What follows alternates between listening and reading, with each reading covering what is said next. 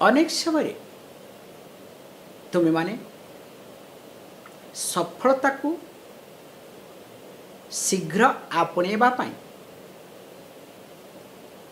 भिन्न रास्तार साहाय्य नहीं था। जेपरिक ज्योतिष शास्त्र बोध हुए ये आजिकाली प्रत्येक चैनल रे ज्योतिष मानकर भीड़ एपरिक कौन सी चैनल ना जहाँ ज्योतिष माने आसी किछि कहू नाहांती। अनेक समय हस लगे कष्ट मध्य लगे जे जो ज्योतिष माने भविष्यवाणी करिथांती अनेक समय से मानक निज विषय मध्य जानी न थांती।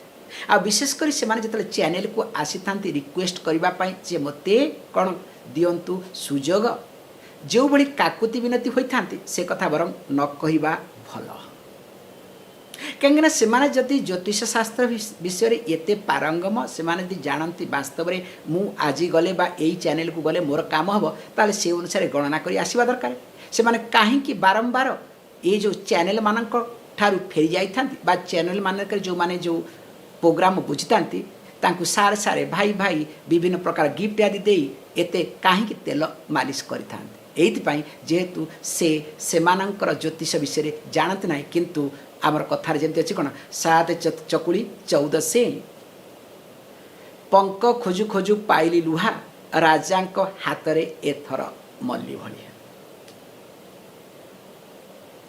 तेणु आमे कौन करवा दरकार ना ज्योतिष पाखक जीवा पूर्व नुहे जे जीवाटा अनुचित। आम कही था कौन बुड़ी गला बेले जो कुटा क्षीय खंडक मध्य साहा भरोसा होता है।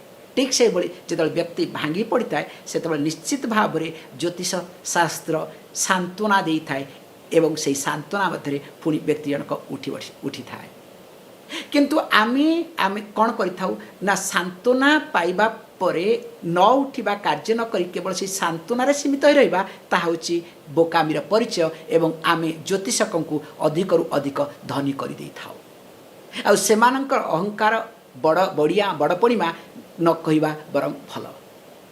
यही परिप्रेक्षी मन पड़े गोटे छोटिया पुराणा कहानीटे जेतबेले आम भारत वर्ष छोट छोट राज्य खंड विखंडित होता बार छोट छोट राज्य थिला से समर कथा। सेतबेले जड़े युवक शुणिया पाइले संध्या समय बा राति 8टा 10टा भीतर समय शुणिया पाइले जे जड़े चित्कार कर मते रक्षा कर मते रक्षा कर।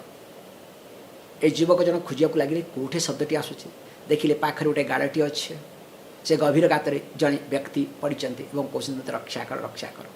निश्चित भाव ये युवक निजर हाथ को बढ़े विभिन्न उपाय उद्धार करते। उद्धार करला भर जड़े वयस्क लोक बाहरी आसी कहले देख मोर जीवन को तुम्हें रक्षा कर मु तुमको किसी दवाक चाहूँगी बर्तमान मो पाखे तो किसी ना कि गोटे कथा कही नौ मु ए राज्यर सबुठारु बड़ ज्योतिष्य जेहेतु तुम्हें मत साहाय्य कर कारण मु केवल राजांकर कथा को बा राजांकर बा राज परिवारंकर मु ज्योतिष से भल मंद कथा कही था जेहेतु तुम्हें मत साहाय्य कर मु तुमर ज्योतिष बा तुमर भविष्य विषय किसी कहवाक चाहूँगी मत दयाकोरी डिटेल्स दिंतु।